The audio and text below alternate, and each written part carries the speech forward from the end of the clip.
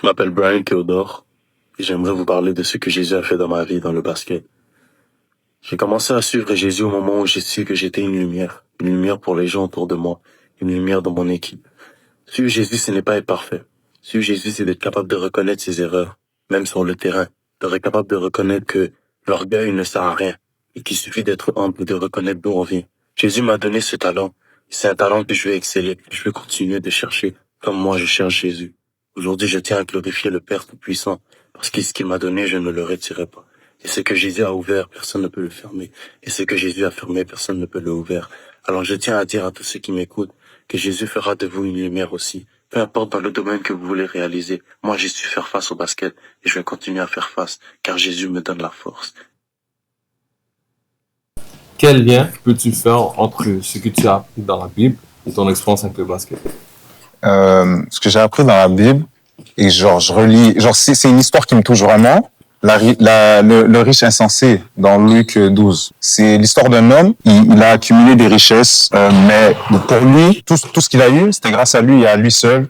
C'était pas grâce à Dieu. Je lis très bien avec mon expérience dans le basket. Tu peux être un bon joueur, mais si tu fais que garder la balle, tu fais pas des assists, tu penses pas à tes coéquipiers autour, c'est pas ton équipe qui est bonne, c'est juste toi. Ça va pas emmener ton équipe bien loin. Tu peux pas arriver tout seul. Il faut assumer que il y a des choses autour de toi, il y a une équipe autour de toi, il y a ta team. Et comme dans l'histoire du riche insensé, lui, il ne voulait pas assumer que Dieu, c'était grâce à Dieu qu'il avait eu toutes ces richesses. C'est pas juste grâce à lui. Tu vois ce que je veux dire?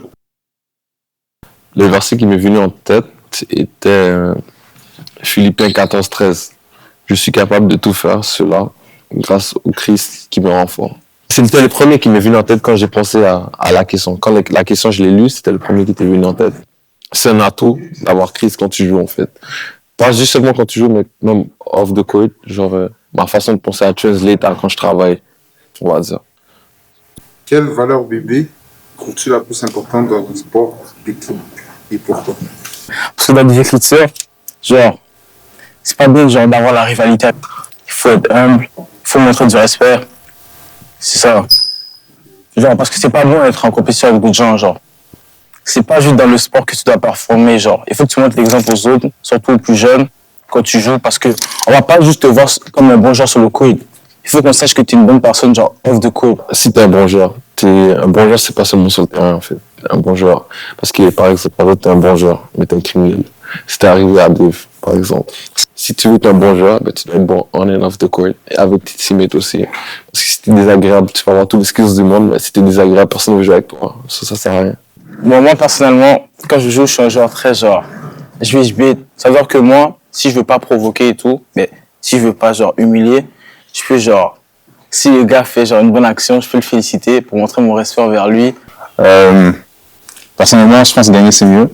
Pourquoi? Parce que ça donne plus envie de jouer après. Tu vois ce que je veux dire? Quand tu gagnes, tu dis t'es là, t'es him. Tu vois ce que je veux dire? You're unbeatable. Puis là, après ça va monter ta confiance. Puis plus que tu joues avec de confiance dans un sport, whatever, plus que tu joues bien. Honnêtement, je vais pas mentir. Moi, je préfère vraiment gagner que l'esprit sportif envers l'autre équipe que je connais pas. Ça fait pas de sens dans ma tête, parce que ça fait pas de sens que... Oui, j'ai du sportsmanship, mais je préfère honnêtement gagner. Ça peut passer. Tu préfères ne pas être honnête et gagner, en gros? Ouais. Ok, c'est bon.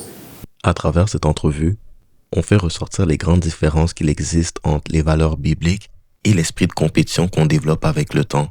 Cette même compétition va nous alimenter et même nous forcer des fois à mentir sur des calls, supporter des coéquipiers qui trichent ou même perdre respect envers notre adversaire. C'est pour ça qu'on a fait la promotion de ces bracelets qui font le mariage entre le basket et les valeurs bibliques et nous rappeler que même si ball is life, nos valeurs sont plus importantes. Et Jésus est toujours plus important que le basket.